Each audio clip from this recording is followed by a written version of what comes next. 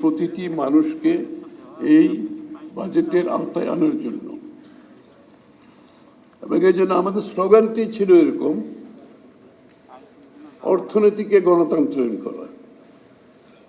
এবং এই প্রেক্ষাপটটা আরো বেশি ধারণ করতে হয়েছে, কারণ এর আগে অর্থনীতিটা ছিল পৃষ্ঠপোষকতার অর্থনীতি, কিছু মানুষের জন্য অর্থনীতি, কিছু গোষ্ঠীর জন্য অর্থনীতি,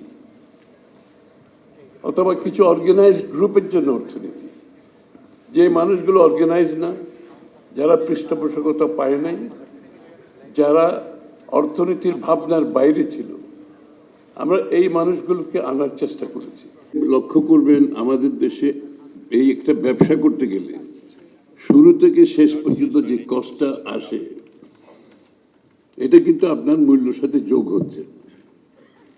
যেমন একটা পারমিশন পেতে একটা কোম্পানি করতে 6 মাস থেকে 1 বছর হয়ে যায়, এবং এটা অনেকগুলো ডিপার্টমেন্টে যেতে হয়, এবং অনেকগুলো সময় নষ্ট হয়, এবং অনেকগুলো জায়গায় তাদেরকে খরচ করতে হয়। তৃতীয়ত, আমাদের দেশে যে প্রক্রিয়ার মাধ্যমে মালগুলো খালাস হয় পোর্ট থেকে, ফর এক্সাম্পল, ওখানে তো ইম্পোর্টগুলো সবাই আসে, পোর্ট ইটসেলফে ওখানেই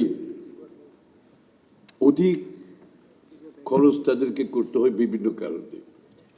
মাল খালাস থেকে শুরু করে ডেলিভারি নেওয়া পর্যন্ত, বাসায় পৌঁছা পর্যন্ত, ফ্যাক্টরিতে পৌঁছা পর্যন্ত অনেক বেশি খরচ হয়। এই প্রসেসের পুরো প্রসেস একটা ব্যবসার যে প্রসেস, তারপর আপনার বিভিন্ন ডিপার্টমেন্টে ট্যাক্সেশন সহ সব জায়গায় যে আমরা ইনএফিসিয়েন্সি আমাদের আছে, আমাদের বিভিন্ন কস্ট বেড়ে যাচ্ছে, সবকিছু মিলিয়ে আমাদের যে মূল চেষ্টাটা হচ্ছে ইনফ্লেশন, এক্সটার্নাল ইম্প্যাক্টের উপর যে ইনফ্লেশন হয়, এটা আমাদের কিছু করার থাকে না। আমরা চেষ্টা করতে হবে এই সিচুয়েশনে আমরা আমাদের কস্টটা কিভাবে কমিয়ে আনতে পারি ব্যবসা বাণিজ্যে। ইতিমধ্যে তেলের মূল্য, গ্যাসের মূল্য ইত্যাদির কারণে আবার একটা ইম্প্যাক্ট হয়েছে, কারণ তেল গ্যাসের মূল্য বাড়ানো মানে ফার্টিলাইজার মূল্য বাড়বে, এবং সব কিছুতে এটার একটা রিফ্লেকশন থাকবে।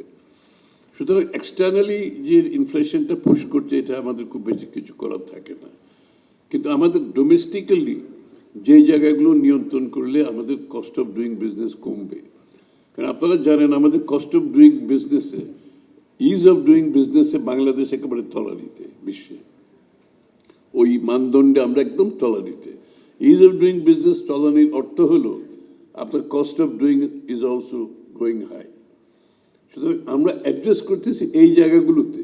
এগুলো অনেকগুলো ডিরেগুলেশন থেকে শুরু করে বিভিন্ন জায়গায় কস্ট কমিয়ে আনার জন্য আমরা অনেকগুলো পদক্ষেপ নিচ্ছি।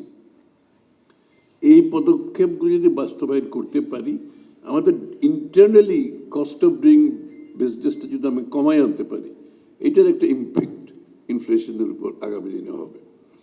সাপ্লাই চেইন এনশিওর করতে হবে, এবং সাপ্লাই চেইন একেবারে অরিজিন থেকে আমার ডেস্টিনেশন পর্যন্ত গ্লোবাল যে প্রাইসিংটা, এগুলো আমাদেরকে ক্লোজ মনিটরিং করতে হবে। পোর্টে যদি আমরা এফিসিয়েন্সি বাড়াই, ট্রান্সপারেন্সি আনি, কস্ট, আপনার দুর্নীতিটা কমাতে পারি, পোর্টে কস্ট কমে যাবে।